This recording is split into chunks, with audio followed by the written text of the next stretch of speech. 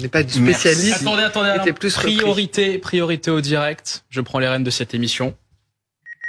Bonsoir Alain, bonsoir à tous. Et non, je ne suis pas sur le plateau de BFM Story car aujourd'hui, j'ai beaucoup de choses à faire. Je vous souhaite un très très bon Noël à toi Alain et puis à tous ceux qui suivent toute l'année BFM Story. On va vivre une année passionnante en 2025. D'ici là, portez-vous bien. C'est mon camarade Olivier Truchot. Je l'ai pas reconnu. Qui sera là la semaine prochaine. Petit clin d'œil. Merci dans tous les cas, effectivement, de nous avoir suivis cette année sur BFM Story, même si elle n'est pas terminée. Il y a encore la semaine prochaine. Enfin, c'est une émission que vous appréciez. On le voit avec les audiences. Merci de m'avoir accompagné ce soir. Bonne soirée sur BFM TV et puis bon réveillon.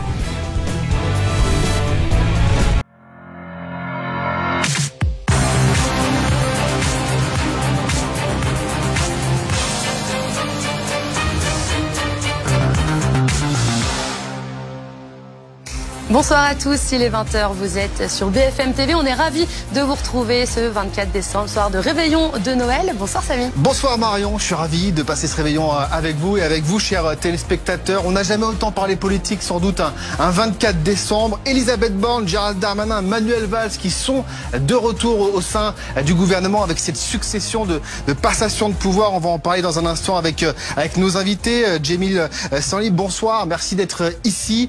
Vous êtes journaliste politique indépendant, à vos côtés bien sûr Anthony Lebos du service politique de BFM TV. Bonsoir à vous. Bonsoir. Merci d'avoir d'abord refusé votre réveillon, votre repas de Noël, d'être ici avec nous pour évoquer les questions politiques. Charlotte Tomaka, journaliste politique à RFI. Merci Charlotte d'être ici. Oui, mais il y a de l'actualité cette année. Tout à fait. Juste avant de développer justement sur la politique, on va revenir sur la frayeur de la journée. C'était à Superdévoluy, c'est dans les Hautes-Alpes. 240 skieurs sont restés bloqués pendant plusieurs heures sur un télésiège.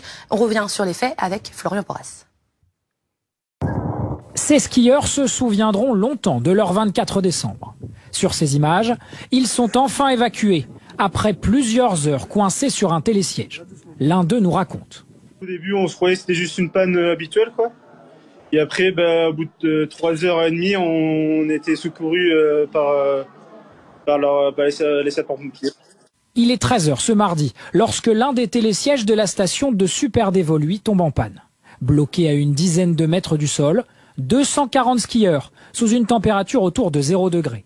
Il faudra plus de 3 heures pour que tous soient secourus, puis élitreillés en bas des pistes. Ce sont 4 gendarmes spécialistes du PG qui sont intervenus à bord de l'hélicoptère de la gendarmerie basée à Briançon pour évacuer une partie des skieurs bloqués sur les télésièges et la station ainsi que les pisteurs secouristes de la station sont intervenus sur une autre partie de la remontée mécanique. C'est ensuite dans une salle d'accueil mise à disposition par la mairie que les skieurs malchanceux ont pu profiter d'un chocolat chaud. Ça n'arrive pas souvent, c'est plutôt exceptionnel pour nous. Nous, les services de la commune, on s'est tenus à disposition autant que de besoin pour aider sur cette intervention. Nul doute que cette mésaventure devrait figurer ce soir au menu des discussions de leur réveillon. Je vous le disais, l'actualité donc qui est évidemment politique avec cette succession de passations. Elisabeth Borne, Gérald Darmanin, Manuel Valls, deux anciens premiers ministres qui reviennent dans ce gouvernement. Alors d'ailleurs, ce gouvernement, est-ce qu'il peut tenir? On fait un point avec Florian Porras et puis ensuite analyse avec nos invités. Je vous souhaite un joyeux Noël. Merci infiniment. Joyeux Noël, Benjamin. Merci à vous. Merci. Merci en tout cas.